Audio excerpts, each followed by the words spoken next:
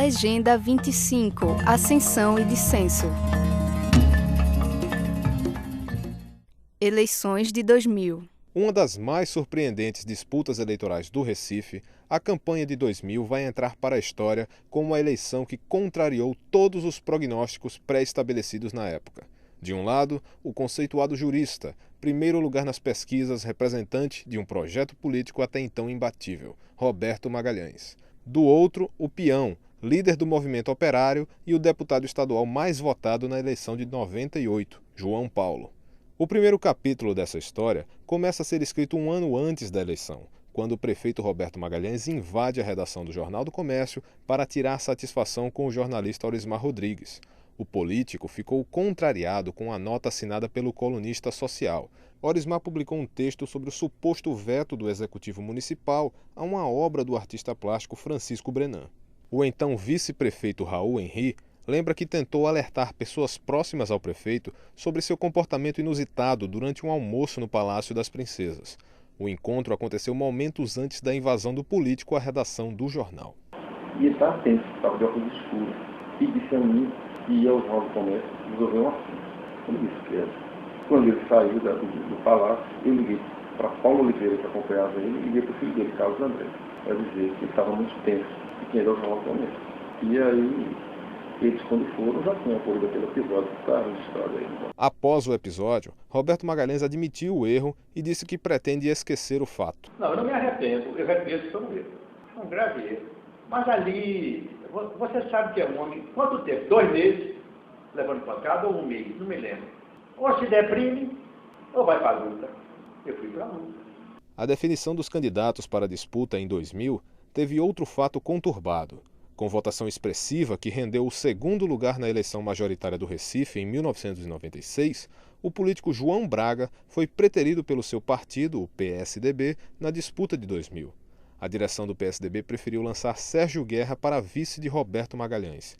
Quase 12 anos depois, João Braga não esconde a mágoa por ter sido excluído da disputa.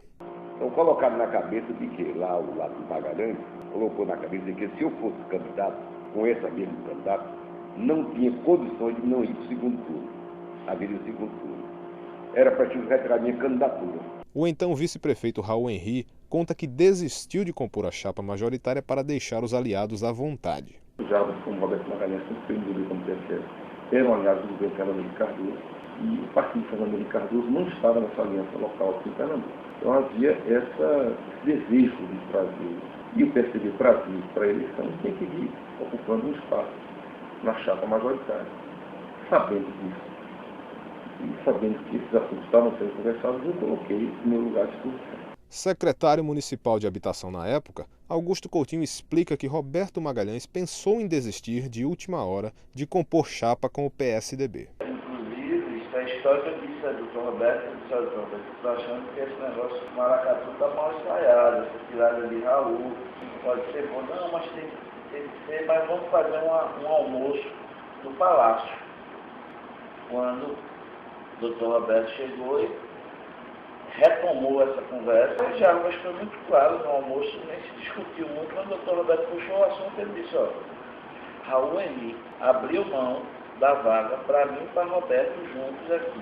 Nós conversamos, já oferecemos ao PSDB, Sérgio Guerra aceitou e não tem discussão sobre isso, isso é um assunto vencido. Enquanto isso, as oposições discutiam o nome de João Paulo para disputar a prefeitura, mesmo diante da descrença dos seus companheiros de partido.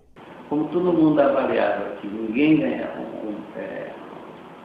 Roberto Magalhães era imbatível, aí eu fui candidato, de uma certa forma, para cumprir tabela. Mas eu acreditava na tese que nós poderíamos ganhar a eleição e montamos uma estratégia para ganhar a eleição. O candidato preferencial do PT era Humberto Costa. Se eu fosse candidato, a eleição ia resolver no primeiro turno. Por quê? Porque aí toda a frente popular estaria comigo. Eu tinha uma avaliação que, se a eleição resolvesse no primeiro turno, quem ganharia era Roberto Magalhães, que ele estava muito na frente. Então eu achei que eu não era o melhor candidato. Talvez a estratégia ideal fosse haver várias candidaturas contra Roberto Magalhães. O outro nome lançado pela oposição para a disputa foi o de Carlos Wilson, falecido em 2009. A campanha de Cali foi responsável pelo personagem Mané da China, interpretado pelo ator Valmir Chagas, uma sátira ao governo de Roberto Magalhães. Vice na chapa de João Paulo, Luciano Siqueira garante que a estratégia não resultou em mais votos para Carlos Wilson. E a campanha de Carlos Wilson criou essa figura do Modesto Neves, que era uma beleza, empolgou a cidade. Só que não conseguia voto para Carlos Wilson. Desgastava com o Roberto Magalhães, mas traía a gente viu isso na pesquisa depois. Trazia voto para a gente. A rivalidade entre Carlos Wilson e Roberto Magalhães foi visível durante toda a disputa. A denúncia da campanha de Roberto Magalhães de um suposto calote da campanha de Carlos Wilson para governador em 1998 acirrou os ânimos entre os candidatos. Aliados do senador acreditam que o fato foi determinante para Cali não passar para o segundo turno. O irmão do candidato, André Campos, ressalta que o fato provocou indignação no grupo de Carlos Wilson. Gerou um movimento de raiva. Então vamos embora, o objetivo agora é derrotar o DEM. O PFL de 2000 e o DEM depois. Então esse era o objetivo principal. O pessoal foi para a rua com raiva. O último confronto entre os candidatos se deu em uma carreata na Avenida Boa Viagem. Às vésperas do segundo turno, um embate entre os militantes das duas campanhas deu origem a uma foto histórica. A imagem estampou a capa da Folha de Pernambuco. André Campos relata o conflito. Eu me lembro no final da campanha a gente tinha uma carreata marcada em Boa Viagem, no último domingo da campanha, e o DEM também tinha uma carreata marcada. Nós saímos de lugares diferentes e nós tínhamos autorização para fazer a carreata. Apenas quando nós chegamos na padaria da Avenida Boa Viagem, nós paramos para fazer um mini comício de encerramento.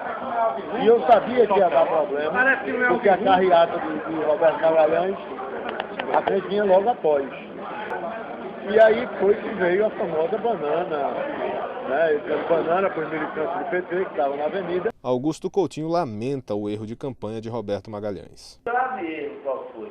A gente não tinha um precursor. O que é um precursor? Um carro que iria na frente para passar um rádio e dizer parem longe para não haver o confronto. Não havia. O primeiro carro da carreata era o carro do candidato. A gente vinha andando. Quando se deparou com o trio elétrico fechando a avenida, paramos e ficamos no corredor polonês. Com menos de 1% das intenções de voto, Roberto Magalhães vai enfrentar João Paulo no segundo turno. O resultado une todos os pré-candidatos ao petista.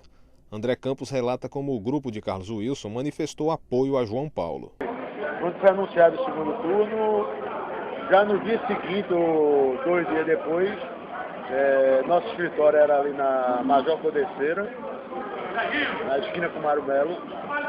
E já no primeiro e no segundo dia, João Paulo foi para lá e o nosso grupo estava todo esperando para receber ele e anunciando o apoio a João Paulo. Os primeiros resultados das pesquisas de intenção de voto para o segundo turno não são nada animadores para o grupo de Roberto Magalhães. João Paulo aparece na frente, causando desânimo na campanha governista. Sentindo a apatia da militância, o governador Jarbas Vasconcelos vai para a linha de frente da campanha. Durante o discurso no comitê do candidato, o governador tira a sua gravata como gesto de comprometimento com a campanha. Um gesto meu no sentido de que era necessário motivar a militância. A militância estava muito na queda de que, tendo prefeitura e governo nas mãos, o trabalho de rua podia ser menor. As pesquisas mostravam muito que precisava de volume de campanha.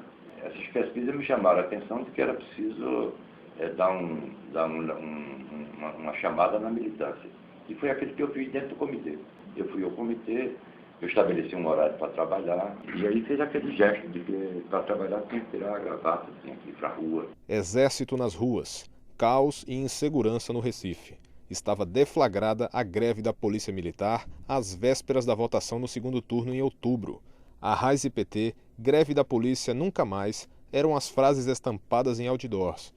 A ofensiva da campanha de Roberto Magalhães serviu como combustível para a greve. Luciano Siqueira relembra que João Paulo se ofereceu para negociar com os policiais. Mais erros também do governo. Além dos erros de campanha, erros do governo. E João Paulo foi avassonado como negociador. Com o fim da apuração, as urnas confirmaram o que no início da campanha parecia impossível. João Paulo vence com uma diferença de pouco mais de 5.000 votos. A vitória não sai da memória de todos os recifenses.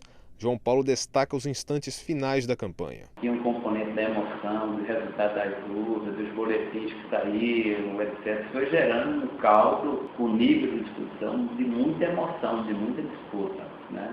Com a conclamação do resultado, né? Então houve uma convocatória lá para o Marco Zero, e a gente esperou encher um pouco mais, e quando chegou lá, parte dos sonhos realizados de governar a cidade. Envolvido com a elaboração de um livro de memórias, Roberto Magalhães volta seus esforços para abordar as histórias que marcaram a disputa. O objetivo é encerrar de vez o capítulo de uma derrota que até hoje deixa marcas. Primeiro que foi uma campanha que eu gostaria de esquecer. Foi uma coisa que eu vou pela última vez na vida escrever sobre isso, que minha mulher acha que eu tenho o dever de escrever no livro que eu estou fazendo. Mas estou com dificuldade de começar a fazer isso.